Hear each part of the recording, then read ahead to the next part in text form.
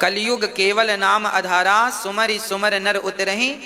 इसलिए सवेरे उठकर पहले के लोग प्रभात फेरियां लगाया करते थे, आजकल के लोग कहाँ लगाते हैं, बहुत कम बची प्रभात फेरियां। अब लोगों को सोने से ही फुर्सत नहीं है, नींद ही पूरी नहीं होती। आजकल का आदमी दिन भर सोता है, रात भर फिर भी कहता नींद पूरी नहीं हुई। हाँ? नींद ही जब देखो तब नींद ही उसको आती रहती, नींद ही पूरी नहीं हुई। इसलिए ज्यादा ना सोया करो, समय मिले तो भगवान नाम का सहारा लो, भगवान का नाम जपो। रात में सो लिया बहुत अच्छा, दिन में थोड़ा लेट लो, भोजन करने के बाद थोड़ा सा विश्राम करना चाहिए। दोपहर का भोजन करो, उसके बाद 2-5 मिनट के लिए जरूर लेटना चाहिए, पर 10 मिनट के लिए, 20 मिनट के लिए बस लेटना चाहिए, सोना नहीं चाहिए। कमर सीधी कर लो बस। भक्तों, भगवान का नाम कभी ना भूले और भगवान की शरणागति, हम भगवान की शरण में हैं, ये भाव भी मन से कभी ना निकले।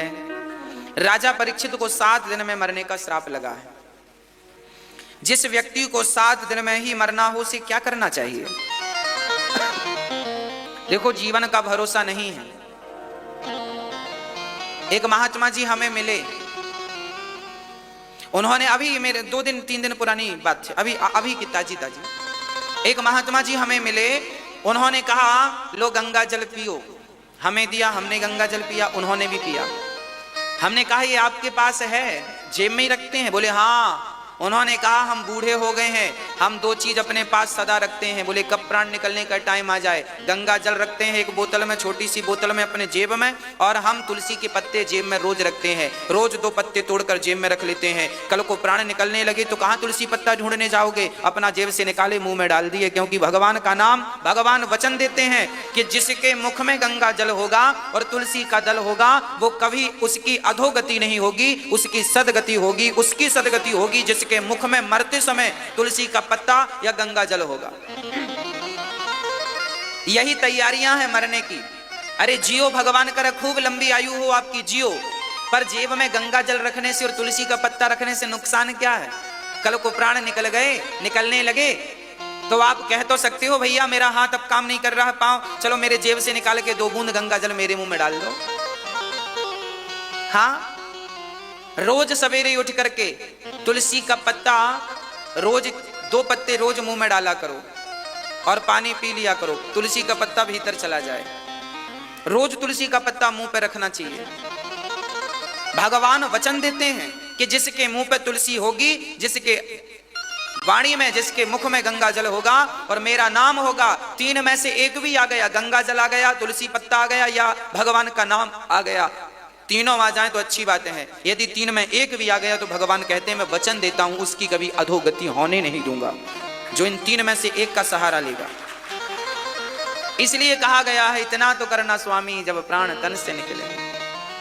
हाँ, श्री गंगा जी का तट हो, मेरा सांवरा निकट हो, मेरे मुख में तुलसी दल हो, जब प्राण तन से निकले, इतना तो करना स्वामी। भगवान जरूर कृपा करेंगे। आप लोग इन छोटी छोटी बातों को ध्यान में रखा करो, खासकर बूढ़ी बूढ़ी माताएं, बूढ़े बूढ़े लोग, आप सभी अपने पास गंगा जल जरूर रखा करो, तुलसी का पत्ता जरूर रखा करो, रोज सूर्य भगवान को जल चढ़ाया करो, रोज भगवान का चरणामृत लिया करो, रोज भगवान की कथा सुना करो। सुखदेव भगवान ने राजा परीक्षित से कहा, राजन, जिसका जीवन कार्यकाल पूरा हो गया है उसे भगवान नाम का आश्रय लेना चाहिए, ज्यादा हाय हाय नहीं करना चाहिए। सुखदेव भगवान ने बढ़िया बातें कहीं, ज्यादा संग्रह ना करो। चीराणि किम पति न संति दिसंति भिक्षाम, नैवांग्रिपाः परभ्रतः सरितोप्य सुस्यन् रुद्धा गुहा किमजतो वतिनोपसन्नान्, कस्माद् भजन्ति कवयो धन दुर्मदान्धान्। क्या भगवान की शरण में रहोगे तो क्या तुम भूखे मर जाओगे? ना, भगवान यदि मां के पेट में मरने नहीं देता तो भगवान तुम्हें संसार में यदि उसके भरोसे रहे तो भूखा मरने नहीं देगा। वो कहीं ना कहीं से आपकी व्यवस्था जरूर कराएगा। बस बशर्ते शर्त यह है कि भगवान के आश्रित रहो, जो मिल जाए वो स्वीकार करो, ज्यादा संग्रह परिग्रह ना हो, ज्यादा हाय हाय की इच्छाएं ना हो। विधाता जो भी दे दें आपको भाग्य के अनुसार, आपके पुरुषार्थ कर्म के अनुसार स्वीकार कर लो। हमारे पास गाड़ी नहीं है, साइकिल है, तो क्या हमें गाड़ी के लिए रोना चाहिए? अरे भाई साइकिल है तो साइकिल में संतोष रखो, मोटरसाइकिल है उसमें संतोष रखो, छोटी सी कार है उसमें संतोष रखो, जो है संतोष रखो, जो नहीं है उसका चिंतन त्याग दो। जो नहीं है उसका चिंतन क्या करना? बिहारी जी कृपा करेंगे तो मिलेगा। कभी हमने चाहत नहीं रखना चाहिए कि हमें ये मिल जाए वो मिले। हाँ, मिलना होगा तो कोई रोक नहीं सकता। कहते हैं भाग्य में लिखा होगा तो भाग कर आ जाएगा, और भाग्य में नहीं होगा तो आया हुआ भी भाग जाएगा। इसलिए भाग्य जो है आपके कर्मों के अनुसार बनता है। आप भगवान की मर्जी में अपनी मर्जी मिला दो। तेरी मर्जी का मैं हूं गुलाम, मेरे अलबेल राम,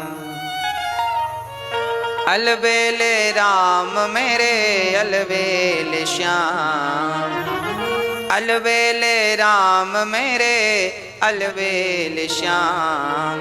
तेरी मर्जी का मैं हूँ गुलाम, मेरे अलबेल राम।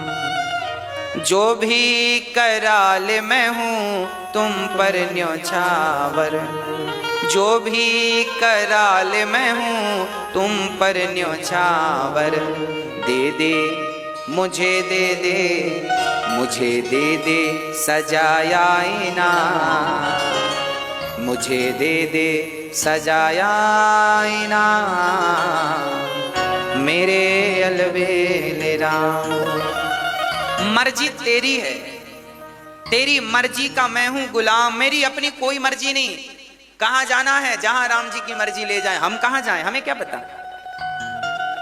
कोई हमसे पूछे महाराज जी कहां जाना है, हमें नहीं पता कहां जाना। जहां राम जी ले जाएं वहां हम जाएं। जहां ले चलोगे वहीं मैं चलूंगा, है ना?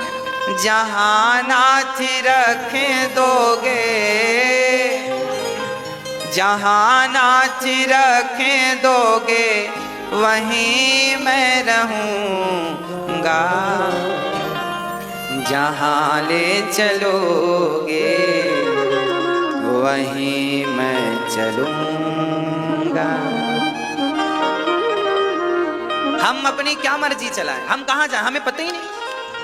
महाभारत के युद्ध में अर्जुन ने कृष्ण को रथ की डोर इसलिए तो पकड़ाई क्योंकि हमें तो पता ही नहीं कि हमारा दुश्मन किस दिशा में खड़ा है। आपको तो सभी दिशाओं का ज्ञान है, तो जहां आपको लगे वहां ले जाना मेरा रथ। मैं क्या जानूं कि मुझे कहां जाना है? बस आप भी जहां भगवान ले जाएं चले जाना। यदि भगवान आपको साइकिल दे दें तो धन्यवाद देना, वाह प्रभु हम तो इस लायक नहीं थे, साइकिल हमें मिल गई, खूब चला साइकिल। मोटरसाइकिल मिल जाए मोटरसाइकिल में रहो। भाग्य से कार मिल जाए तो भगवान का धन्यवाद प्रभु, कार भी बढ़िया। हम तो साइकिल में भी खुश थे। अरे साइकिल की तो छोड़ो, जब बच्चे थे ना तो बैलगाड़ी किसी और की होती थी, हम तो पीछे लटक जाते थे और मजा वही लेते थे कि अपनी बैलगाड़ी है। पूरा मजा, पीछे लटक गए और बहुत दूर तक चले गए, आधा किलोमीटर तक, फिर उतर के मस्ती की तरह, भाई बैलगाड़ी में गए थे हम।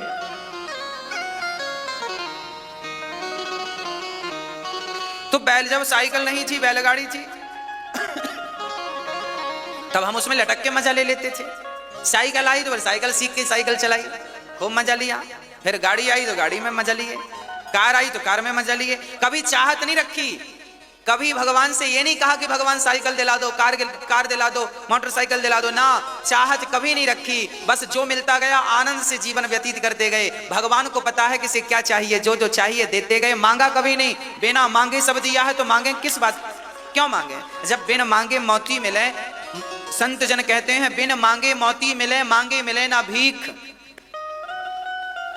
मांगे से मरना भला, मांगे से मरना भला, मत मांगो कोई भीख, और बिन मांगे मोती मिले, यह सतगुरु की सीख। यह तो गुरु का ज्ञान है कि बिना मांगे मोती मिला है, मांगने से तो केवल भीख मिली है। इसलिए मांगोगे तो कितना मांगोगे। एक भिखारी राजा के पास गया, राजा साहब हम आपसे कुछ मांगना चाहते हैं। राजा बोले आज मैं इसे 5 गांव का राजा बनाऊंगा। मन में विचार किया, राजा बोले आज मैं इसे 5 गांव का राजा बना दूंगा भिखारी को। पर राजा ने सोचा कि पहले इससे पूछ लेते हैं कि इसकी क्या इच्छा है। तो राजा ने पूछा भाई तुम्हारी क्या इच्छा है, क्या चाहते हो। तो भिखारी ने कहा कि साहब हमारे यहाँ बैलों को खाने के लिए भूस नहीं है, भूसा, एक गाड़ी भूसा दे दीजिए। भिखारी मांगा भी तो क्या मांगा, भूस मांगा, भूसा। और राजा ने सोचा क्या था, मैं 5 गांव का राजा बनाऊंगा। तो भिखारी क्या मांग सकता है, उसके मांगने का लेवल क्या है। हाँ अरे भाई आप अपने विवेक से मांगेंगे, आपकी जितनी बुद्धि है उतना ही तो मांगेंगे ना।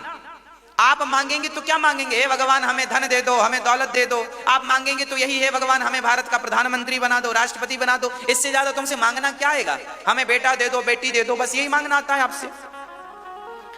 हमें 2, 4, 10, 50, 100 करोड़ की संपत्ति दे दो, चलो 1000 करोड़ की संपत्ति इतनी मांग लोगे, और क्या मांगोगे, यही मांगोगे ना। पर भगवान तो केवल भारत का प्रधानमंत्री नहीं, अरे वो अपनी पे आ जाए तो स्वर्ग का राजा बना के बिठा देंगे आपको, किसी धाम का राजा बना देंगे आपको। देश क्या पूरे विश्व का भार आपको सौंप देंगे, लो काम करो, सेवा करो। इसलिए मांगा कम आप मत मांगा करो, नुकसान आपका ही है।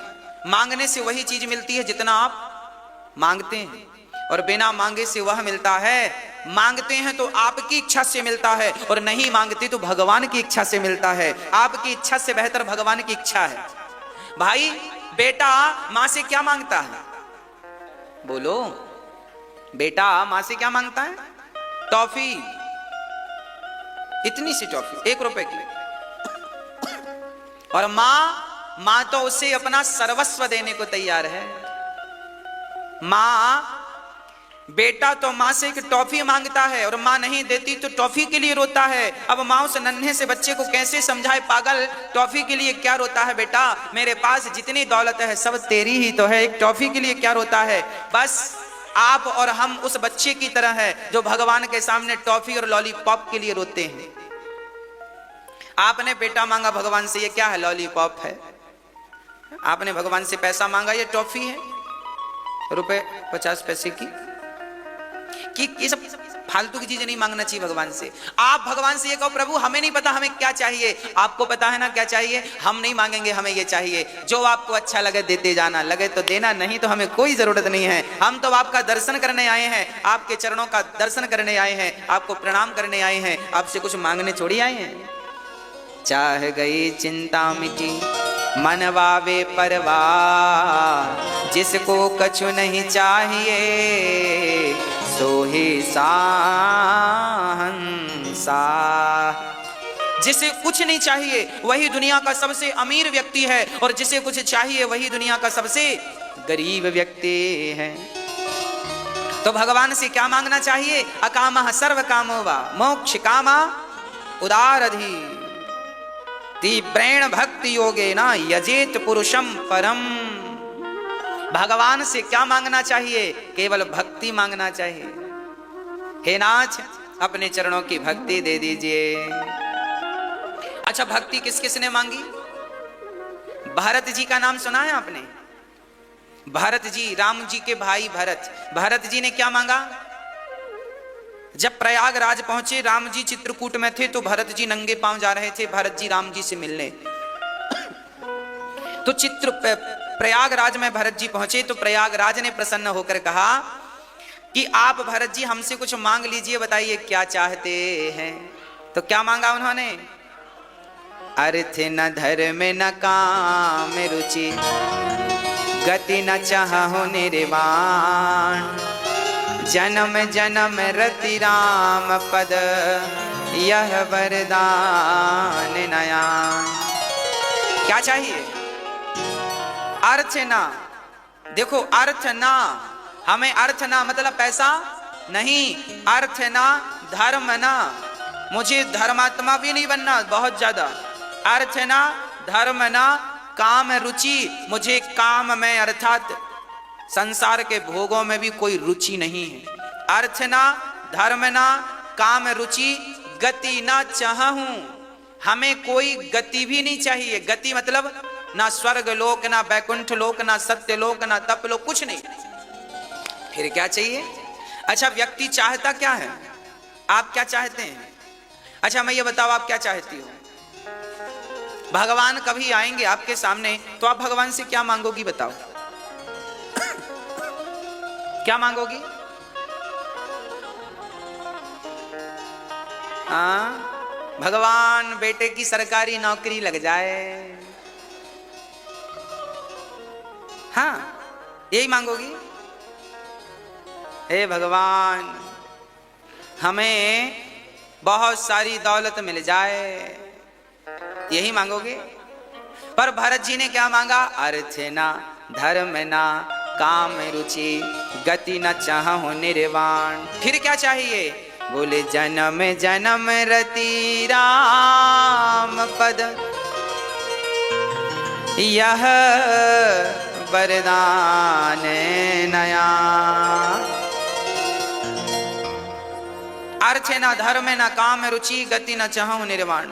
जन्म जन्म रति राम पद, जन्म जन्म आपके चरणों में, हर जन्म में आपके चरणों में प्रेम बना रहे। हे रघुनंदन मुझे यही वरदान दे दो, हर जन्म में आपके चरणों की भक्ति मैं चाहता हूं और मैं कुछ भी नहीं चाहता।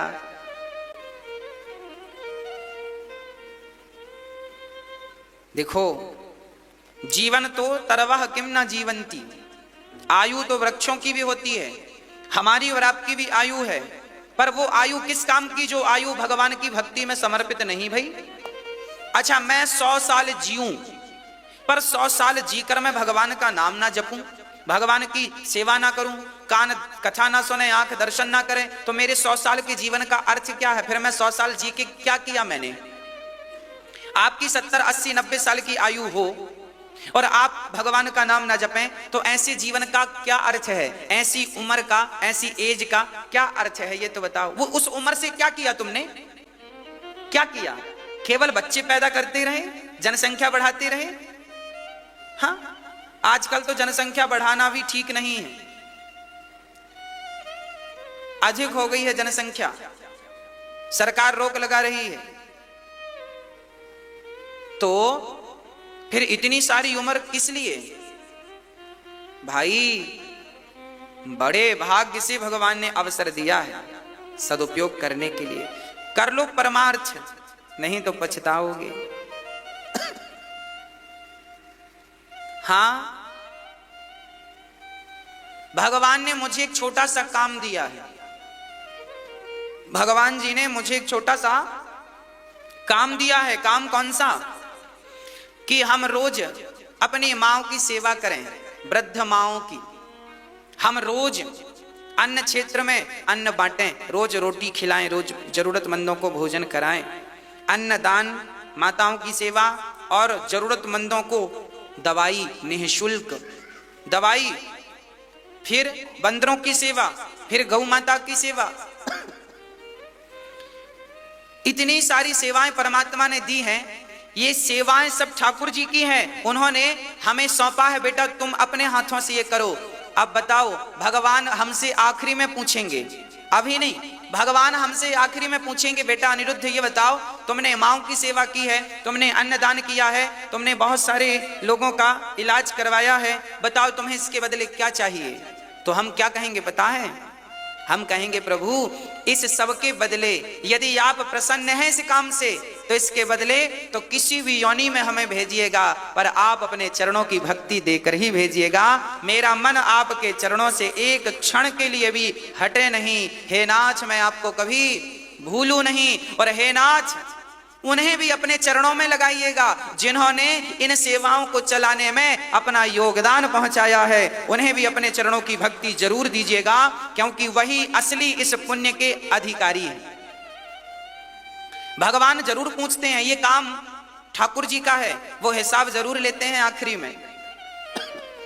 आपने कोई पुण्य किया, जैसे आप लोग यहां बैठकर कथा सुन रहे हैं, तो भगवान आपसे पूछेंगे इस पुण्य के बदले तुम्हें क्या चाहिए। अब आपने कह दिया कि हमें धन संपत्ति चाहिए, तो भगवान धन देकर भेज देंगे। और यदि आपने कह दिया कि हमें तो अपने चरणों में रखिएगा, तो फिर भगवान निज धाम में आपको वास दे देंगे, वहीं आपको उनका दरस परस होता रहेगा।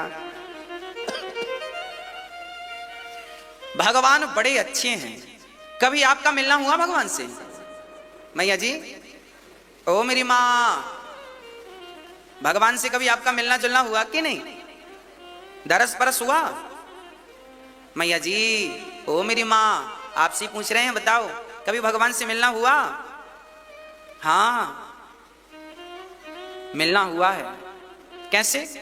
हाँ, भगवान ने एक बार विदुरानी के घर गए थे। तो विदुरानी के घर गए थे, तो वहां दुर्योधन के 56 भोग छोड़ करके दुर्योधन ने कहा कि हमारे भोजन खा लो, कर लो, माँ ने बनाए। भगवान ने 5 गांव मांगा कि पांडवों को रहने को दे दो तो शांति हो जाएगी, झगड़ा नहीं होगा। महाभारत नहीं, भगवान ने प्रयास किया था कि महाभारत ना हो, पर वो रुक नहीं सका। जब लालच ज्यादा होता है ना, तब फिर देखो, एक की समझदारी से काम नहीं बनता, समझदारी का परिचय दोनों को ही देना पड़ता है। इसलिए आप समझदारी का परिचय दीजिए। प्रिय भक्तों, दुर्योधन ने समझदारी का परिचय नहीं। दुर्योधन ने कहा, मैं सुई की नोक बराबर जगह भी देने को। सुई की नोक मतलब सुई आप जमीन पर रखो, तो सुई रखने में कितनी जमीन लगती है, कितनी एकड़, कितने बीघा लगती है, बताओ। सुई की नोक जमाने के लिए कितने एकड़ जमीन चाहिए? मेरी मां बोलो, कितने बीघा चाहिए? इतनी सी। दुर्योधन ने क्या कहा, मैं सुई की नोक बराबर जगह भी पांडवों को नहीं दूंगा। जो दुर्योधन सुई की नोक बराबर जगह नहीं दे रहा था, वो जब मरा तो क्या सुई की नोक बराबर लेकर के गया? नहीं गया ना, लेकर गया नहीं। पर आदमी मरता इतने इतने के लिए, रत्ती रत्ती, इंच इंच के लिए झगड़ा करता है।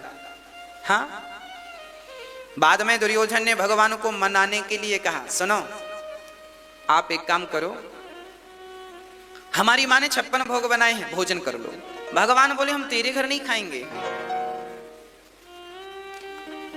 पापी व्यक्ति के घर भोजन नहीं करना चाहिए, पता है आपको?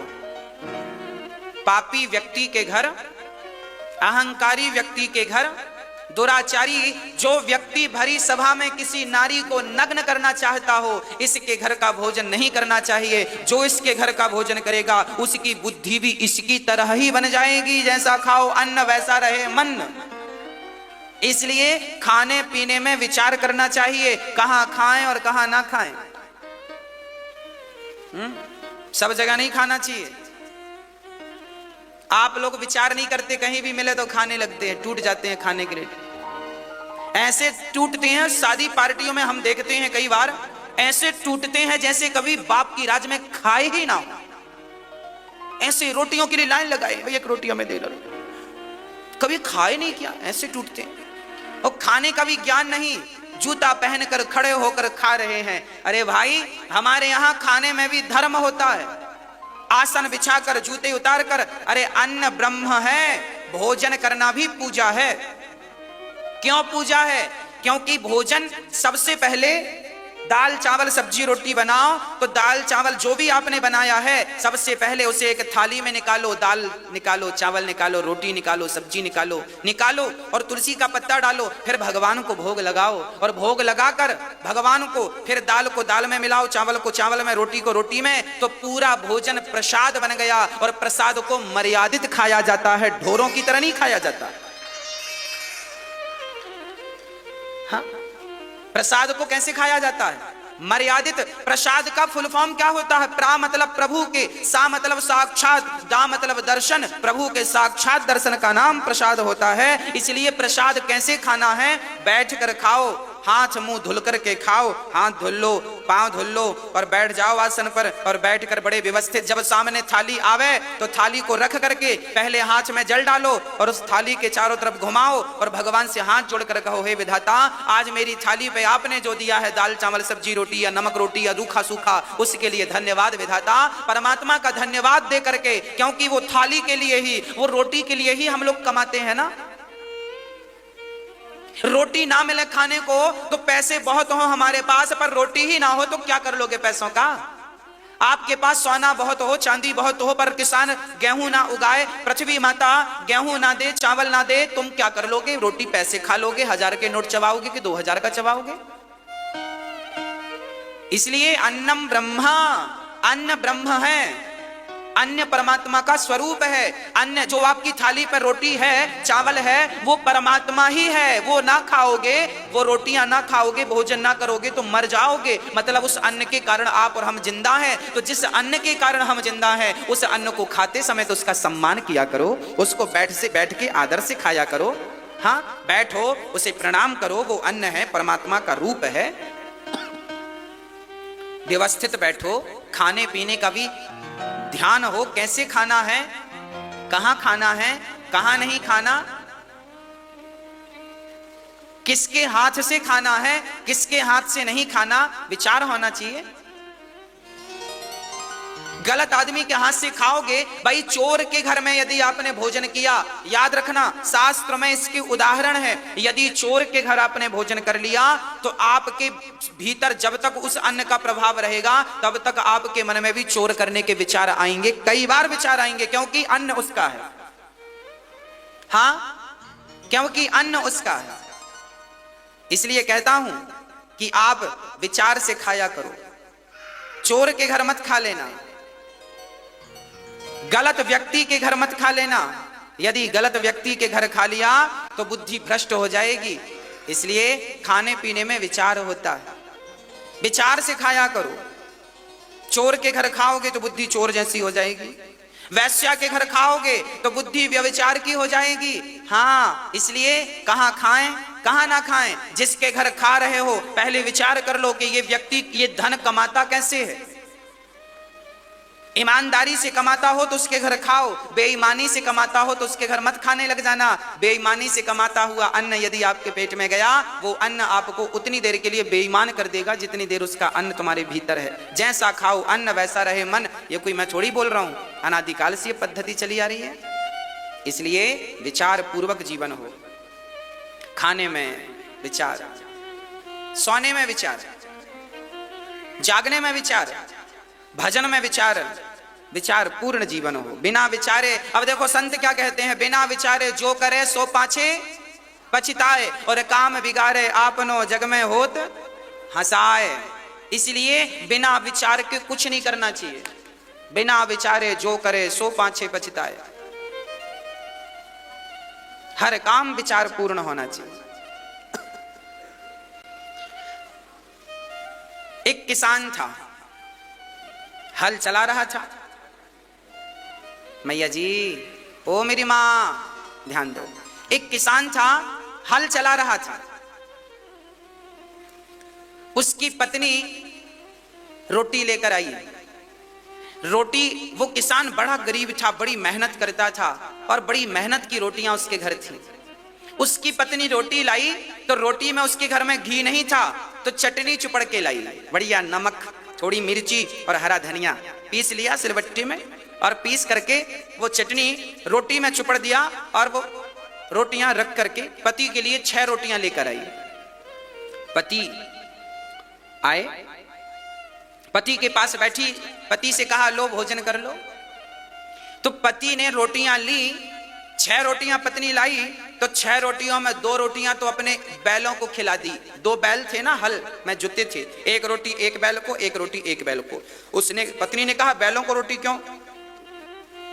तब उस किसान ने कहा इन बैलों के कारण ही तो हमें रोटियां मिल रही हैं, ये जुताई ना करें तो हमें रोटियां कैसे मिलेंगी? तो जिनकी खा रहे हो उन्हें एक तो खिलाओ। तो उसे खिला दिया। अब बची 4, तो पत्नी को कहा तुम बनाई हो, 2 तुम खा लो। पत्नी बोली नहीं नहीं, हम 2 नहीं खाएंगे, आप मेहनत करते हैं, आप खाओ। नहीं नहीं आप खाओ, दो तुमने बनाया है, हम तो किसान हैं, हम तो गेहूं ले जाके रख देते हैं, पिसवाना साफ करना, आपने रोटी बनाई, दो आप खाओ, दो हम खाते हैं। किसान बड़े प्रेम से रोटी रखा और बस खाने वाले थे कि तभी एक महात्मा जी आ गए। महात्मा जी को देखकर किसान ने, महात्मा जी आइए आइए, अपना वहां आसन बिछा दिया और महात्मा जी से कहा, महात्मा जी हमारी ये रोटियां आप पाइए, आपको भूख लगी होगी, भोजन का समय है, आप अकस्मात आए हैं, प्रसाद पाइए। महात्मा जी बोले जरूर पाएंगे। तो पत्नी ने एक रोटी अपनी और किसान ने एक रोटी अपनी, दो रोटी महात्मा जी को प्रदान की। महात्मा जी रोटी खाने वाले थे कि एक बहुत बड़ा व्यक्ति, पैसे वाला बड़ा आदमी, बढ़िया 56 भोग लेकर के महात्मा जी के पास आया। वो महात्मा जी बड़े ऊंचे महात्मा थे, चेला उनके पीछे चलते थे। एक बहुत बड़ा आदमी 56 भोग लेकर आया और बोला, गुरुजी आप ये क्या खा रहे हैं, ये इसमें नमक लगा है, घी भी नहीं लगा, ये रोटियां फेंक दीजिए। ये रोटियां नहीं, हम आपके लिए देखो कचौरी लेकर आए हैं, रसगुल्ले लेकर आए हैं, रबड़ी लेकर आए हैं, आपके लिए हम पराठे लेकर आए हैं, ये 56 भोग पाइए, 56 प्रकार का आइटम है। महात्मा जी ने कहा, बेटा मैं ये रोटी नहीं फेंक सकता, ये रोटी मुझे बहुत अच्छी लगती है। तो सेठ ने कहा, आपको हमारा ये 56 भोग अच्छा नहीं लगता? महात्मा जी ने कहा, देख तू भी अच्छा है, ये भी अच्छा है, पर तुम दोनों के ये जो अन्न में ना बड़ा अंतर है। ये किसान की रोटियां मैं खाऊंगा ना तो मुझे बड़ी शांति मिलेगी, और तुम्हारा अन्न खाऊंगा तो मेरा मन अशांत हो जाएगा। वो बड़ा आदमी नाराज हो गया, बोले आप हमारा अपमान कर रहे हैं। संत जी बोले कोई बात नहीं। संत जी ने एक हाथ पर रोटी दबाई और एक हाथ पर उसकी रोटियां, उसकी पूड़ियां, उसके रसमलाई रसगुल्ला दबाई एक हाथ में। और वो बड़े उच्च कोटि के महात्मा थे, उन्होंने दोनों को निचोड़ दिया, दबा दिया। जब निचोड़ा तो जो सेठ का 56 भोग था उसको निचोड़ा तो उससे रक्त की धार, खून की धार गिर पड़ी। और ये जब किसान की रोटियां नचोई तो इससे दूध की धार निकल पड़ी, दूध की धार निकल पड़ी। लोग समझ नहीं पाए, महात्मा जी ये क्या है? तब उस संत ने कहा सेठ जी से, बेटा तुमने ये जो धन कमाया है, ये धन पाप से कमाया है, भ्रष्टाचार से कमाया है, लोगों को लूटा है, लोगों का अपमान किया है, लोगों की आहें तुमने ली हैं, गरीब से गरीब आदमी को भी तुमने 2-2 रुपए लूटा है, और उसकी तुमने रोटियां बनाई तो देखो तुम्हारी रोटियों से रक्त निकल रहा है, और ये देखो मेहनत की कमाई से दूध की धार निकल रही है। अब तुम ही बताओ मैं कौन सी रोटियां खाऊं? याद रखना भक्तों, दिखने को तो 56 भोग होते हैं, पर मेहनत की वो एक रोटी जो मेहनत से कमाते हैं ना हम लोग, वो एक रोटी मन को शांत करने वाली है, जबकि वो 56 भोग भी काम के नहीं है। इसलिए भगवान ने दुर्योधन के 56 भोग त्याग दिए और विदुरानी के घर पहुंचकर छिलकों का भोग लगाते हैं। न जाने कौन से गुण पर दयानिधि रीझ जाते हैं। भगवान विदुरानी के घर गए और वहां विदुरानी ने छिलके तोड़कर लाई, केले तोड़कर लाई, और केला छीलती जाती हैं, फल फेंकती जाती हैं और छिलका भगवान को देती जाती हैं। भगवान भाव से छिलकों का भोग लगाते जाते हैं, भगवान भाव से छिलकों का भोग लगाते हैं। बड़े प्रेम से भगवान ने छिलके ग्रहण कर लिए। न जाने कौन से गुण पर दयानिधि रीझ जाते हैं। 56 भोग स्वीकार नहीं करते, नहीं स्वीकार करते वो निमंत्रण नृप दुर्योधन का। विदुर के घर पहुंचकर भोग छिलकों का लगाते हैं। न जाने कौन से गुण पर दयानिधि रीझ जाते हैं। इसलिए भगवान का स्वभाव कैसा है? भगवान का स्वभाव है, वो आपकी मेहनत की एक रोटी नमक के साथ खिलाओगे तो भगवान उसी में प्रसन्न हो जाएंगे, और गलत करके तुम 56 भोग भी खवाओगे तो वो भगवान स्वीकार नहीं करेंगे। इसलिए मेहनत, ईमानदारी, कभी पाप का 1 रुपया मत लीजिएगा। मैं सरकारी व्यक्ति हूं, मुझे सरकार 20,000 देती है तो 20,000 मेरे हैं। कोई 1,000 एक्स्ट्रा दे घूस का कि भैया 1000 रुपए ले लो, हमारा काम करा दो, तो काम उसका कराओ, पर 1000 रुपए मत लो। वो 1000 रुपए लोगे तो तुम्हारी रोटियों में भी रक्त समा जाएगा। वो रोटियां ना तुम्हें शांति देंगी, ना तुम्हें सुकून देंगी, ना तुम्हारे बच्चों को संस्कार दे सकती हैं। आजकल की रोटियां भी तो दूषित हो गई हैं, इसलिए संस्कार भी दूषित हो गए हैं। रोटियां ही दूषित हुई है ना, लोगों की रोटियां दूषित हो गई हैं। आदमी काम करता है 1000 रुपए का और चाहता है 5000 रुपए।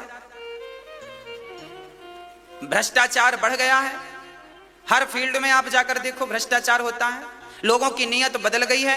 किसी को 1000 रुपए मिल जाए रास्ता में आजकल तो लोग उठाकर जेब में रखते हैं, ये भी नहीं देखते किसका है। आजकल लोग चप्पल चुरा लेते हैं, पैसे रास्ते में मिल जाएं तो राम जाने क्या करेंगे। चोरी की वृत्ति आ गई है, आजकल लोग चोरी करते हैं। आए दिन सुनने को मिलता है किसी का मोबाइल चोरी हो गया, किसी का पर्स चोरी हो गया, किसी के पैसे चोरी हो गए, किसी के घर में चोर आ गए। क्यों चोरियां हो रही हैं?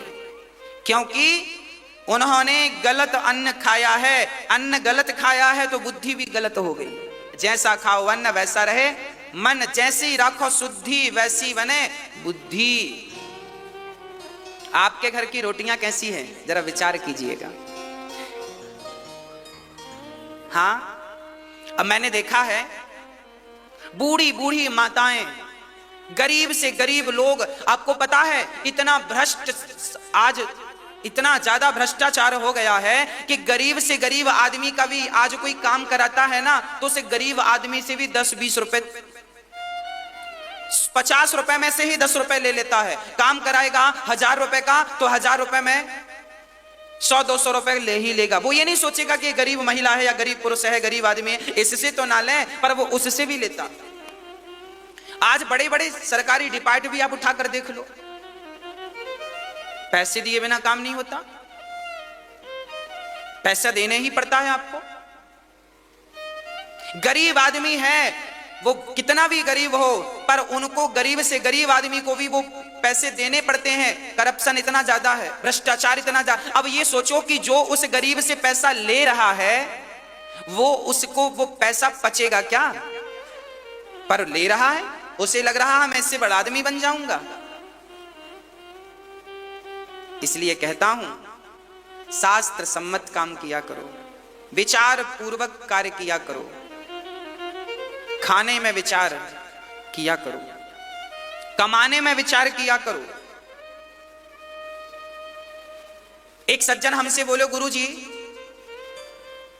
हम मुर्गी का काम करते हैं, मुर्गी का मांस, हमारी दुकान है मुर्गी के मांस देने की। हमने कहा बेटा, उसने हमसे पूछा, कथा सुनी होगी, उसका बाप दादों का काम है मुर्गी मार के मांस बेचना। उसने हमसे पूछा, गुरुजी हमारा काम ये है, हम क्या करें? हमने कहा बेटा, पेट भरने के लिए बहुत सारे मार्ग हैं, पेट भरने के लिए बहुत सारे मार्ग हैं। आप मुर्गी को मारते हैं, कितना तड़पती है, उसकी बददुआएं निकलती हैं, उसकी बददुआ की तुम रोटियां खाओगे तो कितने दिन सुखी रहोगे? किसी की बददुआओं की रोटी तुम कितने दिन खाओगे और कितना सुखी बनोगे उन रोटियों से, कितने बड़े आदमी बन जाओगे? इसलिए मैंने कहा बेटा ये काम उचित नहीं है, तो इस काम को बंद करके कुछ और सोच। भगवान चाहेंगे तो जितना तू यहां से कमाता है उससे कई गुना ज्यादा तुझे परमात्मा देंगे, यदि तू सही मार्ग पर चल के ईमानदारी से कमाएगा तो। सत्य के मार्ग पर चलना कभी मत छोड़िए। भगवान विदुरानी के घर पहुंचे और विदुर जी जब आए 56 भोग बाजार से लेकर भगवान को परोसा। भगवान ने खाते हुए विदुर जी से कहा, विदुर जी जो स्वाद मुझे इन छिलकों में आया है वो स्वाद मुझे आपके 56 भोग में नहीं आया, क्योंकि मैं तो भाव का भूखा हूं, मैं भाव ही एक सार है, भाव से भज ले मुझे तो भव से बेड़ा पार है। भाव का भूखा हूं मैं, भाव ही किसार है। भाव भाव होता, इसलिए भाव से भगवान का चिंतन कीजिए। भगवान भाव के भूखे हैं, वस्तु के भूखे नहीं है। एक सज्जन ने हमसे कहा, गुरुजी भगवान क्या भोजन करते हैं? हमने कहा बिल्कुल करते हैं। उन्होंने कहा, महाराज जी भगवान यदि खाते होते तो दाल चावल सब्जी रोटी हम लोग रखते हैं रोज, पर जितना रखते हैं उतना ही रहता है। खाते होते तो कुछ रोटियां कम हो जाती, कुछ चावल कम हो जाता, खाते कहाँ हैं भगवान? हमने कहा बेटा भगवान के खाने का ना ढंग अलग है। कैसे ढंग है महाराज जी? हमने कहा बेटा बात ऐसी है कि ये गुलाब है। क्या है ये? गुलाब। अभी देखो हम इसकी खुशबू ले रहे हैं, बढ़िया है ना। अब हम इसे तराजू पर रख कर देखें, इसका वजन कितना होना चाहिए? बताओ इसका वजन कितना होगा? हमने तराजू पर रखी तो पता चला कि ये 15 ग्राम इसका वजन है। कितना वजन है? 15 ग्राम, माना कि 15 ग्राम का ये, माना कि अब हमने इसे तराजू में तौला कि ये 15 ग्राम है, और तौलने के बाद फिर हमने इसकी खुशबू ले ली, फिर खुशबू ले ली, और खुशबू लेने के बाद फिर से हमने इसे तराजू में तौला, तो अब इसका वजन कितना होगा? जोर से बोलो। 15 ग्राम ही होगा ना? ऐसा तो नहीं खुशबू लेने से वजन कम जाए, नहीं ना? कमेगा तो नहीं ना मैया जी? कमेगा? 15 ग्राम का यदि ये पुष्प है तो मैं खुशबू लेने के बाद जब इसे तौलूंगा तो ये 15 ग्राम का ही रहेगा। अब आप कहेंगे महाराज जिसका वजन तो कम हुआ नहीं, भाई मैंने खुशबू ले ली तो ये 14 ग्राम का हो जाना था ना। अब इसका वजन नहीं कमा, इसका तात्पर्य यह तो नहीं है कि मैंने खुशबू नहीं ली, मैंने खुशबू ले ली इसकी, पर इसका वजन कम नहीं हुआ। उसी प्रकार भगवान दाल चावल सब्जी रोटी नहीं खाते, उस भोजन कराने वाले के भीतर जो प्रेम की खुशबू होती है, भगवान भक्त के प्रेम की खुशबू को स्वीकार कर लेते हैं, भगवान भक्त के भाव को ग्रहण कर लेते हैं, और दाल चावल सब्जी रोटी ज्यों का त्यों छोड़ देते हैं। आपके लिए प्रसाद पाओ।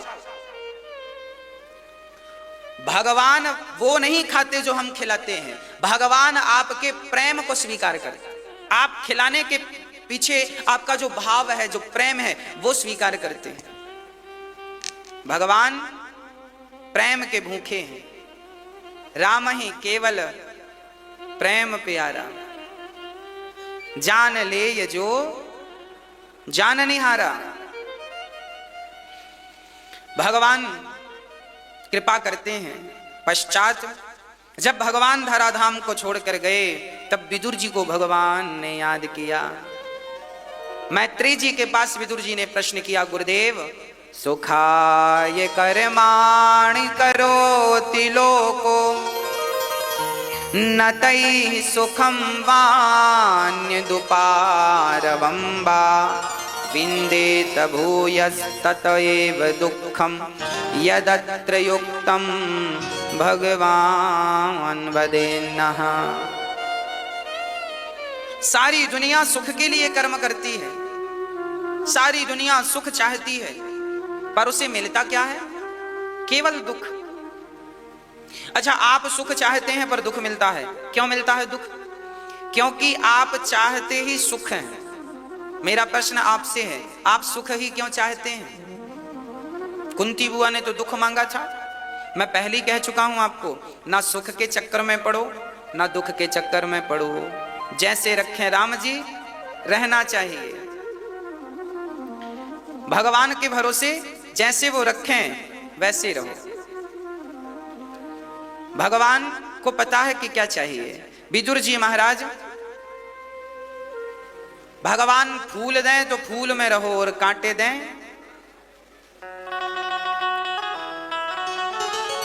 तेरे फूलों से भी प्यार, तेरे कांटों से भी प्यार। तू जो भी देना चाहे दे दे मेरे सरकार। तू जो भी देना चाहे दे दे मेरे सरकार। तेरे फूलों से भी प्यार, तेरे कांटों से भी प्यार। दुख में रखें तो दुख में रहो, सुख में रखें महलों में रखें महलों में रहो, घास की झोपड़ी में रखें तो। हाँ, तेरे फूलों से भी प्यार, तेरे कांटों से भी प्यार। तेरे फूलों से भी प्यार, तेरे कांटों से भी प्यार। तू जो भी देना चाहे दे दे मेरे सरकार। तू जो भी देना चाहे दे दे मेरे सरकार। तेरे फूलों से भी प्यार, तेरे कांटों से भी प्यार। एक बार मेरे संग गाइए। तेरे फूलों से भी प्यार, तेरे कांटों से भी प्यार। तेरे फूलों से भी प्यार, तेरे कांटों से भी प्यार। तू जो भी देना चाहे दे दे मेरे सरकार। तू जो भी देना चाहे दे दे मेरे सरकार। तेरे फूलों से भी प्यार, तेरे कांटों से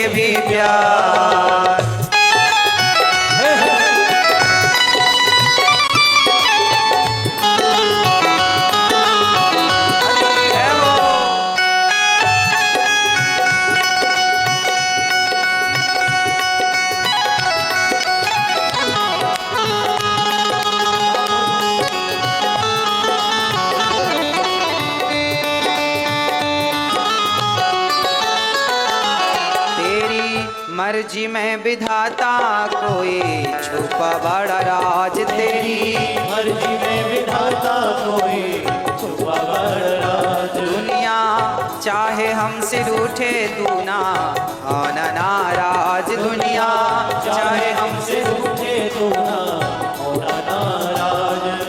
भगवान की मर्जी में कुछ अच्छा ही है। उनकी जो मर्जी है ना, जो वो सोचेंगे हमारे लिए बढ़िया सोचेंगे। यदि हमें उन्होंने झोपड़ी में रखा है तो शायद हमारा भला झोपड़ी में ही है। आज हमें उन्होंने भूखा रखा है, मतलब आज हमारा भला भूखे रहने में ही है। जैसे वो रखे हैं उन्हें याद करो। तेरी मर्जी में विधाता कोई छुपा बड़ा राज तेरी। मर्जी में विधाता कोई छुपा बड़ा राज। दुनिया चाहे हमसे रूठे तू ना होना नाराज। दुनिया चाहे हमसे रूठे तू ना होना नाराज। तुझे बंधन है बार बार, तुझे बंधन है बार बार। हमको कर ले तू स्वीकार। हमको कर ले तू स्वीकार। तू जो भी देना चाहे दे दे मेरे सरकार। तू जो भी देना चाहे दे दे मेरे सरकार। तेरे फूलों से भी प्यार, तेरे कांटों से भी प्यार।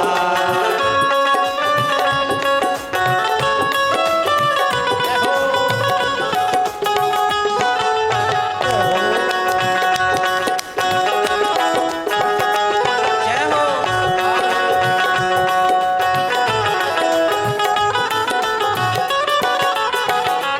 हमको दोनों है पसंद तेरी धूप और छाव। हमको दोनों है पसंद तेरी धूप और छाँव। दाता किसी भी दिशा में ले चल जिंदगी की नाव। दाता किसी भी दिशा में ले चल जिंदगी की नाव। हमें तो दोनों ही पसंद है। यदि धूप में रखेंगे तो धूप भी पसंद है और छांव में रखेंगे छांव भी पसंद। हम तो दोनों ही पसंद करते हैं।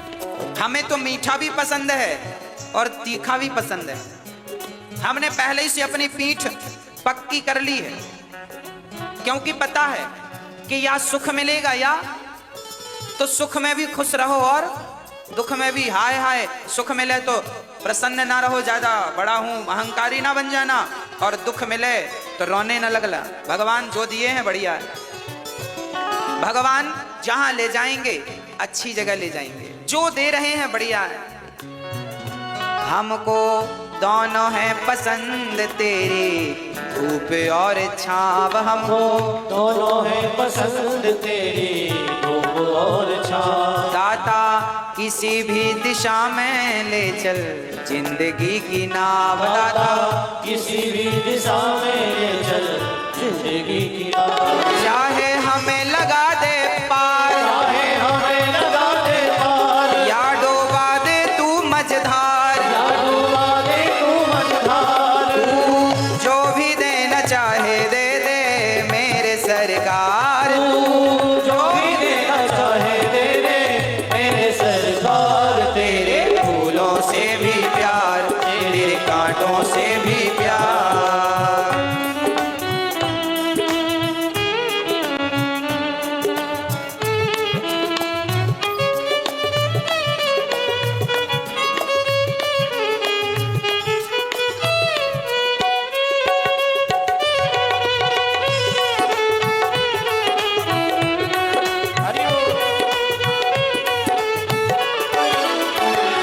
चाहे सुख दे या दुख, चाहे खुशी दे या गम, चाहे सुख दे या दुख, चाहे खुशी दे या गम। मालिक जैसे भी रखेगा वैसे रह लेंगे हम। मालिक जैसे भी रखेगा वैसे रह लेंगे हम। भगवान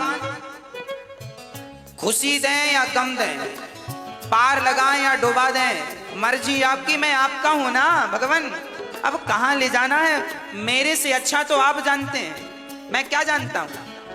हाँ, चाहे सुख दे या दुख, चाहे खुशी दे या गम, चाहे सुख दे या दुख, चाहे खुशी दे या गम। मालिक जैसे भी रखेगा वैसे रह लेंगे हम, मालिक जैसे भी रखेगा वैसे रह लेंगे हम। चाहे खुशी भरा संसार, चाहे खुशी भरा संसार, यादे आंसुओं की धार, यादे आंसुओं की धार। तू जो भी देना चाहे दे दे मेरे सरकार, तू जो भी देना चाहे दे दे मेरे सरकार। तेरे फूलों से भी प्यार, तेरे कांटों से भी प्यार, तेरे फूलों से भी प्यार, तेरे हाथों से भी प्यार। तू जो भी देना चाहे दे दे मेरे सरकार, तू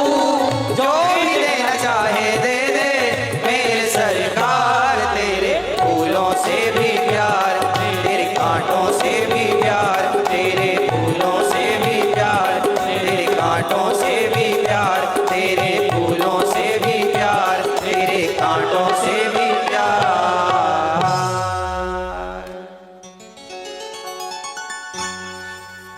हमको दोनों है पसंद तेरी धूप और छाँव, दाता किसी भी दिशा में ले चल जिंदगी की नाव। चाहे हमें लगा दे पार या डूबा दे तू मझधार, तू जो भी देना चाहे दे दे मेरे सरकार, तू जो भी देना चाहे दे दे मेरे सरकार। तेरे फूलों से भी प्यार। विदुर जी ने प्रश्न किया, गुरुदेव भगवान कभी सुख देते हैं कभी दुख क्यों? संसार का नाम ही दुखालय है। अच्छा, जीवन में दुख मिलना निश्चित है या नहीं? आपसे पूछ रहा हूं मैं, मैया। हाँ, सो गई? अब जाग जाओ। अच्छा बताओ, जीवन में दुख मिलना निश्चित है या नहीं? एक व्यक्ति का नाम बताओ जिसे आज तक दुख ना मिला हो। एक का नाम बताओ, आपके पड़ोसी में कोई हो? पड़ोस में आपके पड़ोसी तो आपसे ज्यादा परेशान है, हाँ या ना? बोलो। इसलिए संसार का नियम है, जो आया है उसे दुख का सामना करना पड़ेगा। तो आप सभी से मेरी प्रार्थना है, जीवन में जब दुख आए तो अपने आप को ऐसा प्रेजेंट कीजिएगा कि आप दुखी नहीं हैं, आप हैप्पी रहिएगा, खुश रहिएगा। पता है कि दुख आना है तो रोने से फायदा क्या? कमर कसो ना, मजबूत बनो ना, हर हाल के लिए तैयार रहो। रोना कब तक रोते रहोगे? रोते रोते तो आए ही, पैदा भय थे तब से रोना शुरू किया है आप लोगों ने, और जब देखो तब रो रहे हो, जब देखो तब रो रहे हो। क्यों रो रहे हो? अब किस बात की चिंता है? देखो, लोग बुढ़ापे में दर्द से रोते हैं। बुढ़ापे का दर्द भगवान किसी को ना दे, बुढ़ापा बड़ा खतरनाक होता है। पर याद रखना, इसे स्वीकार कर लो, बुढ़ापा आएगा तो शरीर में दर्द रहेगा। उस दर्द को सहने की शक्ति लाइएगा, रोने से काम नहीं बनेगा। इस धरती पर ऐसा कोई नहीं हुआ जिसे संसार में आकर दुखों का सामना ना करना पड़ा हो। अरे दुख कई प्रकार के होते हैं, केवल शरीर का दुख नहीं होता। भगवान राम के जीवन में देखो कितना दुख आया, और राम के जीवन में तो कम था, उनकी पत्नी माता सीता के जीवन में कितना दुख आया। 2 बार उन्हें, राम को 1 बार वनवास जाना पड़ा, जबकि उनकी पत्नी नारी जात को 2 बार वनवास जाना पड़ा। फिर भी वो नारी, वो माता सीता रोई नहीं, हिम्मत से काम लिया, और उन्होंने 2 बच्चों को जंगल में जन्म दिया, और जंगल में ही ऐसे संस्कार देकर बड़े किए कि आज तक उनका नाम बड़े आदर सम्मान से लिया जाता है। जरूरी नहीं है कि बच्चों के सिर पे पिता का साया हो, पिता का हाथ हो। अरे माँ ही अपने बेटे को लव कुश बना सकती है, माँ ही बेटे को संस्कारी बना सकती है। इसलिए बच्चों को संस्कार देना है और हर परिस्थिति से लड़ने के लिए, डट कर सामना करने के लिए तैयार रहना है। हिम्मत हारना नहीं है। जीवन की आखिरी सांस तक आप में से किसी को, हम में से किसी को हिम्मत नहीं हारनी। भगवान आपका साथ देंगे। हिम्मत मत हारिएगा, घबराइएगा मत, परेशान ना होइएगा। भगवान आपके साथ हैं। हाँ, हमारे भगवान भी जरा परीक्षा लेते रहते हैं। कठिन दौर आता रहता है, पर आता है और चला जाता है। कैसे आता है और चला जाता है? तो आएगा दौर, फिर चला जाएगा। इसलिए आप मजबूत रहिएगा। भाई एक बात बताओ, तूफान सदा आते हैं क्या? आंधियां सदा चलती हैं क्या? ओला सदा गिरता है क्या? बोलो भाई साहब। मैया जी ऊपर नहीं, अभी यहां नहीं ओले गिर रहे हैं, मैया ऊपर देखने लगी।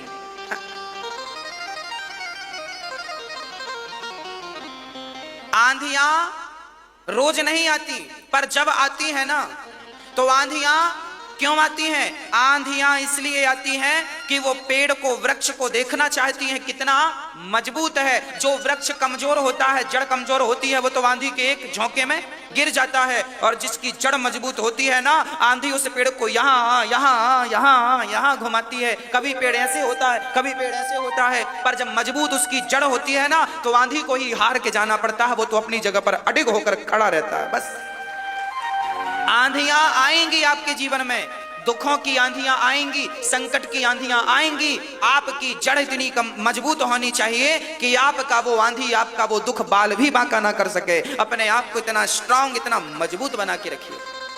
और आप मजबूत कब बनेंगे? जब आपके भीतर संस्कार होंगे, भगवान के प्रति अडिग विश्वास होगा। कौन सा विश्वास? मंत्र जाप मम दृढ़ विश्वास। भगवान के चरणों में जिनका विश्वास है, उनके जीवन में कितनी भी आंधियां आ जाएं, वो हिलेगा डुलेगा जरूर, पर उखड़ेगा कभी नहीं। जीवन का, संसार का कोई भी दुख भक्त का बाल भी बांका नहीं कर सकता, उनका बाल भी बांका नहीं कर सकता जो भगवान की शरण में। आप अपने आप को तो मजबूत करिए, बस प्रसन्न रहा करिए, मन लगा के काम किया करिए। और मन लगा के भगवान का नाम, जो काम करो मन लगा के करो। माला जपो तो मन लगा के, दौड़ो तो मन लगा के, रोटी बनाओ तो मन लगा के, कपड़े धुलो तो मन लगा के, नहाओ तो मन लगा के, जो करो सब मन लगा के। मन सब में लगना चाहिए, हर काम मन से होना चाहिए। कथा सुनो मन लगा के। अब हमने आपसे कहा सुनो जरा फलानी जगह जाकर ये काम कर लो, जरा लिखा पढ़ी का काम है, जरा कर लो, ये हिसाब उतारो जरा, तो मन लगा के उतारो, ईमानदारी से उतारो। काम जो भी करो ईमानदारी से करो, मन लगा के करो। हाँ,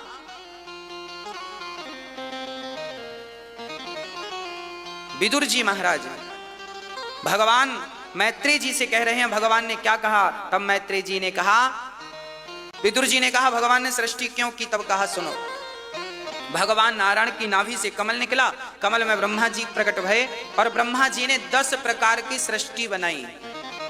पहली सृष्टि महातत्व की, दूसरी सृष्टि अहंकार की, तीसरी भूत सर्ग की, इंद्रियों की, फिर मन की, फिर अविद्या की, वृक्षों की, फिर पशु पक्षियों की, फिर मनुष्यों की, फिर देवताओं की। ये 10 प्रकार की सृष्टि।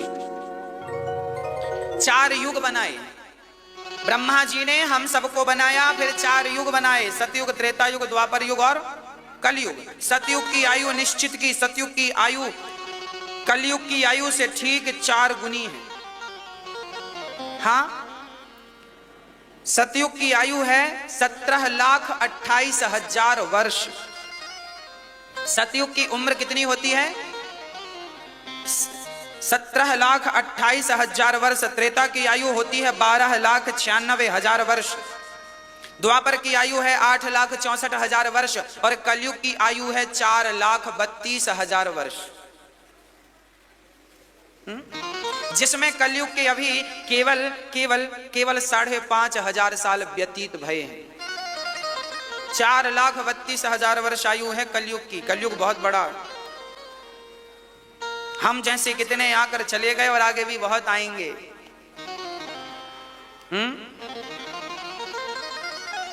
1000 चतुर्युग को एक कल्प कहते हैं। ब्रह्मा जी की आयु भी 100 वर्ष की होती है, पर ब्रह्मा जी के एक दिन में 1000 बार चतुर्युग बीत जाते हैं। सतयुग, त्रेता, द्वापर, कलयुग जब 1000 बार बीत गए तब ब्रह्मा जी का एक दिन होता है। ऐसे ब्रह्मा जी की 100 साल की उम्र है। ये सब बना रहे हैं ब्रह्मा जी, सृष्टि क्रम बना रहे हैं। अब ब्रह्मा जी ने शरीर के एक पहले सनकादियों को जन्म दिया, उनसे कहा सृष्टि करो। उन्होंने तो वरदान बचपन छोटे सी रहने का मांगा। तब ब्रह्मा जी के शरीर के दाहिने भाग से मनु और वाम भाग से शत्रुपा का जन्म हुआ। मनु और शत्रुपा का जन्म हो गया। मनु जी महाराज, मनु जी की 3 बेटियां और 2 बेटे, 5 संतान हुई। 3 बेटियां आकुति, देवहूति, प्रसूति, बेटे प्रियव्रत और उत्तानपाद नाम के 2 बेटे, 3 बेटियां हुई।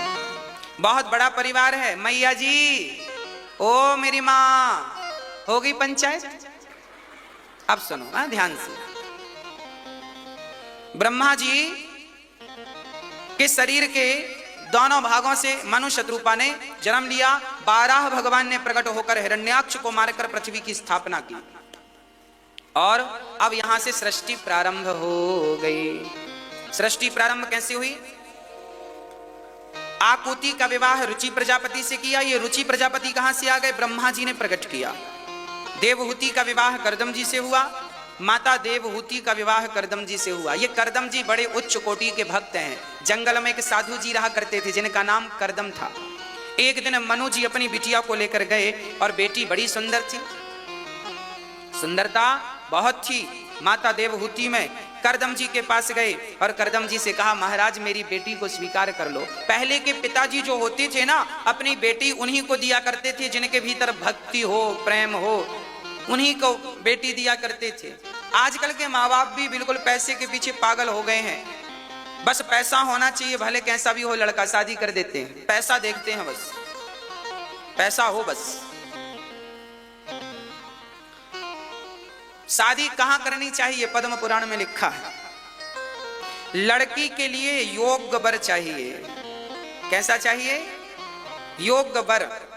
लड़की गोरी है, लड़की का रंग साफ है, तो लड़का भी वैसा ही हो, मिलता जुलता गोरा ही हो। अब ये नहीं कि लड़की बहुत गोरी है, सुंदर हो, लड़का ले आए कोयला। हाँ, ऐसी जोड़ी नहीं बनानी चाहिए। माँ बाप अब आप कहेंगे महाराज जी भगवान के घर से बन के आती है। भाई साहब बन के तो आती है भगवान के घर से, सही है, पर फिर भी तो भगवान ने माता पिता को जिम्मेदारी दी है कि नहीं कि तुम लड़का ढूंढना, तुम लड़की ढूंढना। तो ढूंढो तो अच्छा, फिर भाग्य में जो होगा तो आखिरी में मिलेगा ही मिलेगा। लड़का पद्म पुराण में लिखा है जो माँ बाप लड़की के प्रतिकूल विवाह कर देते हैं उन माँ बाप को पाप लगता है। लड़की सुंदर है तो लड़का भी थोड़ा सुंदर लाओ, लड़का सुंदर है तो लड़की भी थोड़ी सुंदर लाओ। लड़की सांवली है तो लड़का भी सांवला चलेगा।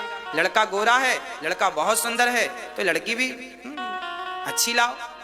जोड़ी अच्छी हो, खड़े हो तो अच्छा लगे, क्योंकि हर जोड़ी में राम सीता का दर्शन होना चाहिए। ये राम जी है, ये सीता जी। हर जोड़ी में राधा और कृष्ण का दर्शन होना चाहिए, है ना। इसलिए जोड़ी अनुकूल हो, ऐसा हम नहीं कहते, शास्त्र कहते हैं।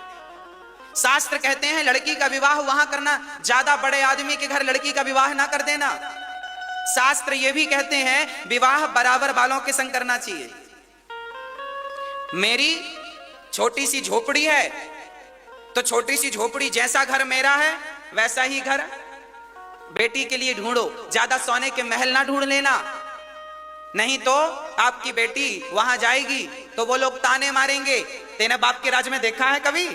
गरीब बाप की बेटी बड़े घर में चली जाती है ना तो बड़े लोग ताना जरूर मारते हैं। तुमने बाप के घर में देखा है? इसलिए साहब बड़े लोगों से, बराबर वालों से समझौता संबंध करो, ताकि ये ताना सुनने को ना मिले कि तुमने बाप की राज में। भाई बराबर वाले से करोगे तो वो ये ताना मारेगा नहीं, क्योंकि जो तू खाता है वही हम खा के आए हैं। हाँ, जहां तू सोता है हम भी वहीं सो के आए हैं। तेरे भी बिस्तर ऐसे ही है, हमारे भी बिस्तर ऐसे ही है। जो कंबल तू ओढ़ता है वही कंबल हम ओढ़ लेते हैं। हाँ भाई, हम लोग तो बोर का पानी, जो जमीन से पानी निकलता है वो पानी पी लेते हैं, पर आपके घर में तो पानी फिल्टर करने की मशीन लगी है। तो फिर कहेंगे तेने बाप की राज में पिया है ऐसा पानी? तो भैया वही पानी वहीं शादी कर लो जहां फिल्टर मशीन ना लगी हो। मतलब शास्त्र कहते हैं बराबर लेवल हो, थोड़ा सा 19-20 चलता, लड़की का घर बार और अच्छा हो आपसे और अच्छी बात है, थोड़ा डाउन भी चलेगा। और फिर तीसरा निर्णय है कि लड़की यदि लड़का बहुत अच्छा है और उसके पास कुछ भी नहीं है दौलत और लड़का योग्य है तो भी लड़की का विवाह कर देना चाहिए, क्योंकि लड़का योग्य है तो कल को कमा के बहुत सारा इकट्ठा कर लेगा। और अयोग्य के घर में यदि बहुत सारी दौलत है और यदि अयोग्य के घर लड़की का विवाह कर दिया तो शराब पी पी के सारा उड़ा देगा, आपकी बेटी को भी मारेगा, कल को रोएगी बेटी। तो जरा शादी के पहले भी माता पिता को विचार कर लेना चाहिए। और आजकल तो शादी के पहले मेडिकल टेस्ट जरूर कराना चाहिए, मेडिकल जरूर कराना चाहिए। आज के जमाने में बहुत सारी बीमारियां गुप्त में होती हैं, पता नहीं चलती, बाद में पता चलती है कि कैंसर है, ये है, फलाना है, ढिमका है। तो जरा 1000, 5, 10,000 रुपए खर्च करके चेकअप कराओ। लड़की के जीवन का सवाल है, बड़े निर्णय है भाई। उस जमाने में साधन नहीं था, अब तो साधन है। मेडिकल कराओ शादी करने के पहले, लड़की का जीवन ना बिगड़े। नहीं, बहुत सारे केस ऐसे होते हैं, इसलिए हम आपको सावधान कर रहे हैं। हम नहीं कर रहे हैं, हमारे शास्त्र सावधान कर रहे हैं। अब कोई माने ना तो हम क्या करें? शास्त्रों में लिखा है शादी कहां करना चाहिए, कहां नहीं करना चाहिए। लालची लोगों के घर लड़की नहीं देना चाहिए, जो दहेज की ज्यादा से ज्यादा डिमांड करें, ऐसे लालची लोगों को लड़की नहीं देना चाहिए। अनुकूल हो, लड़का व्यवहार कुशल हो, लड़की व्यवहार कुशल हो, दोनों व्यवहार कुशल हो और दोनों एक दूसरे से प्रेम करें। इसलिए लड़का लड़की को बात भी करा देना चाहिए, भाई तुम दोनों मिल लो, बातचीत कर लो, पसंद है कि नहीं बता दो। आज के जमाने में ये जरूरी है। नहीं बाद में कल को बेटी कहे हमें तो पसंद नहीं था, मम्मी ने जबरदस्ती करा दिया, तो तुम्हारे माथे पे आएगी बात। इसलिए भैया दिखा दो, उन दोनों से बात करा दो, देख लो, सुन लो, समझ लो, तुम्हारा निर्णय है। कहोगी तो कराएंगे, नहीं कहोगी तो नहीं कराएंगे। जरूरी है, कहीं संदेह किसी के मन में ना रह जाए। इसलिए शास्त्र कहते हैं कोई भी काम करो विचार से करो। मैं बार बार विचार शब्द का उपयोग कर रहा हूं आज, इसलिए विचार शब्द का उपयोग कर रहा हूं कि विचार हर जगह होता है। शादी के पहले विचार करो, जमीन जायदाद खरीदने के पहले विचार करो, सही है कि गलत है, ये सही है कि वो गलत है, सब में विचार होना चाहिए। विचार विमर्श, विचार हो। चलिए, हो गई आपकी बेटी का विवाह कर दिया। चलिए अब मनु जी की बिटिया का विवाह हो गया, करदम जी मिल गए। करदम जी बड़े तपस्वी थे। लड़की के लिए भगवान का भगत ढूंढना, जो लड़का भजन वजन करता हो भगवान का। आजकल के बच्चे भजन वजन नहीं करते। वही शादी के योग जो बेटा माला, आपका दामाद माला जपता हो, आपका दामाद माथे पे तिलक लगाता हो, सिखा रखता हो, चोटी रखता हो। अब आप कहेंगे महाराज जी ऐसा दामाद कहां मिलेगा? बड़ा मुश्किल है। आजकल के बच्चे ना तिलक लगाने में संकोच करते हैं। आजकल के बच्चों को तिलक लगाने में शर्म आती है, सिखा चोटी रखने में शर्म आती है। चोटी होना चाहिए, एंटीना है हम लोगों का, एंटीना। टीवी चलती थी ना पहले जमाने में, एंटीना हिलाओ भाई, आई नहीं आई, अच्छा अब आई नहीं आई, अच्छा अब आई। एंटीना हिलाए तो आती थी उसकी पिक्चर। हाँ, ये एंटीना है, ये एंटीना रहेगा, इसे खिंचाव मिलता रहेगा तो आपकी बुद्धि विकसित हो जाएगी, विद्वान बनेंगे। इसलिए चोटी होना चाहिए, शिखा का विधान है। जिसके शिखा होती है, जिन बच्चों को चोटी रखना चाहिए, उसे जरूर थोड़ी थोड़ी रोज 1-2 बार खींचना चाहिए हल्का सा। उससे बुद्धि विकसित होती है, शार्प होती है, विवेकशील बनता है। आजकल छोटी शिखा का जमाना खत्म हो गया, लोगों ने शिखा रखनी बंद कर दी। इसलिए शिखा जरूरी है। माथे पे तिलक लगाया करो। तिलक क्यों लगाना चाहिए?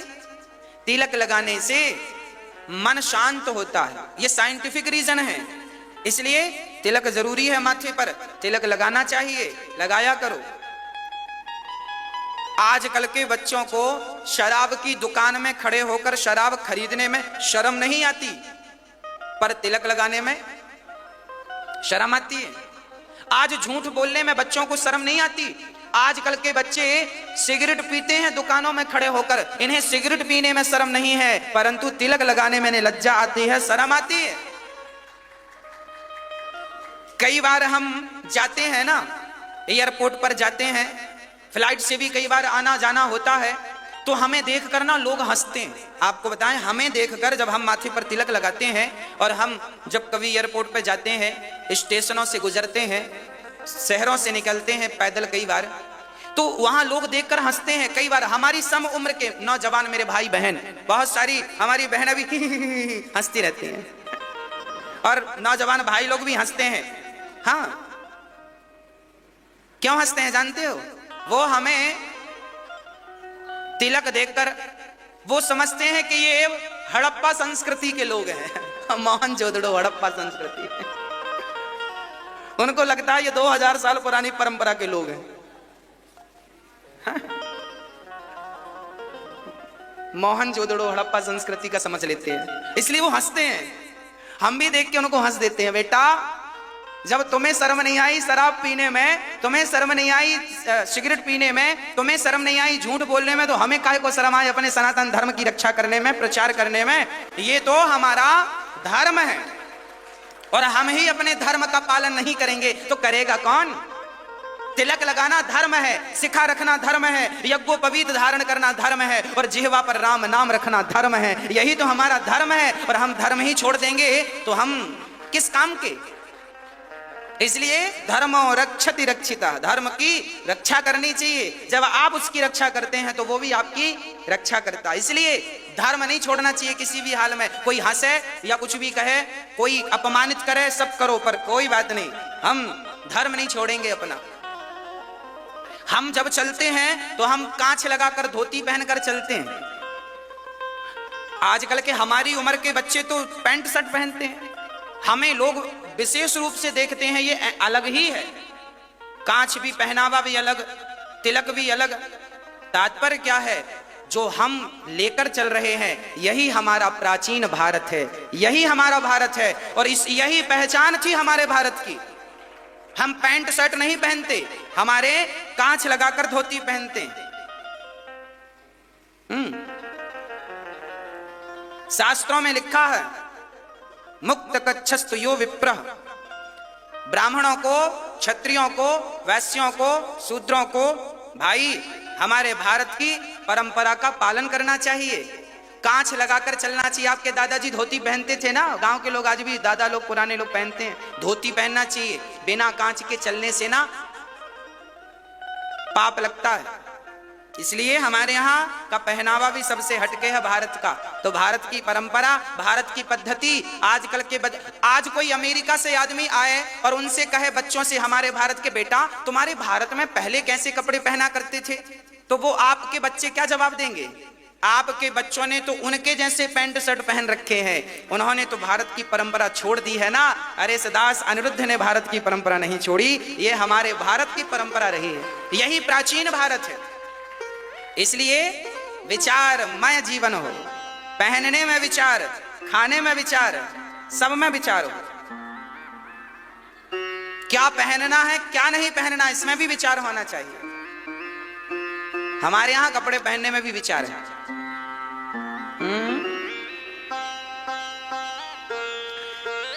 करदम जी ने देवहूति से विवाह किया, उसके बाद उनकी समाधि लगी और समाधि के बाद वो 40 साल तक बैठे रहे। आंख जब खुली, 40 वर्षों की समाधि खुली, तब उनको विचार आया कि क्या करें। देवी तुम कौन हो? कन्या ने कहा, महाराज मैं आपकी पत्नी हूं। अरे तो तुम्हारा तो जीवन पूरा हो गया, मैंने तो तुम्हें कोई सुख दिया नहीं, बोलो तुम्हें क्या सुख चाहिए? तब माता देवहूति ने कहा, हमें केवल आपसे पुत्र की प्राप्ति चाहिए। करदम जी बोले ठीक है। कामक विमान की रचना की और सीधे आकाश मार्ग पर वो विमान उड़ चला। हमारे करदम ऋषि ने सबसे पहले विमान का आविष्कार किया था। हमारे वेदों में ना टेक्नोलॉजी भी है, विज्ञान भी है। वेद से ही विज्ञान का जन्म हुआ है। वेद पिता है, विज्ञान उनका बेटा है। वेद कौन है? पिता। और विज्ञान कौन है? विज्ञान बेटा है। किसका? वेदों का। वेदों से ही विज्ञान प्रकट हुआ है। आज ये साइंटिस्ट और विज्ञान पढ़ने वाले लोग, साइंटिस्ट लोग ये कहें कि वेदों में कुछ नहीं है, अरे पागल, कभी वेद पढ़कर देखना क्या क्या भरा है, आओ हम बताते हैं। जब दुनिया कपड़े पहनना नहीं जानती थी दुनिया, भारत को छोड़ के मैं बात कर रहा हूं। जब America, Japan, London, Paris, China इत्यादि जब ये लोग कपड़े पहनना नहीं जानते थे, तब हमारे भारत में गुरुकुल हुआ करते थे और गुरुकुलों में वेदों की शिक्षा दी जाया करती थी। सबसे पहले भारत में ही विद्यालय हुआ करते थे। दुनिया के किसी कोने में लोग पढ़ना लिखना नहीं जानते थे, याद रखना। चाणक्य के जमाने में नालंदा विश्वविद्यालय सुना होगा आपने। नालंदा विश्वविद्यालय में आक्रांताओं ने आग लगाई थी, आपको याद होना चाहिए। लगभग 11 महीने तक नालंदा विश्वविद्यालय में आग जलती रही। ये नालंदा चाणक्य का पुस्तकों का संग्रहालय था, लाइब्रेरी।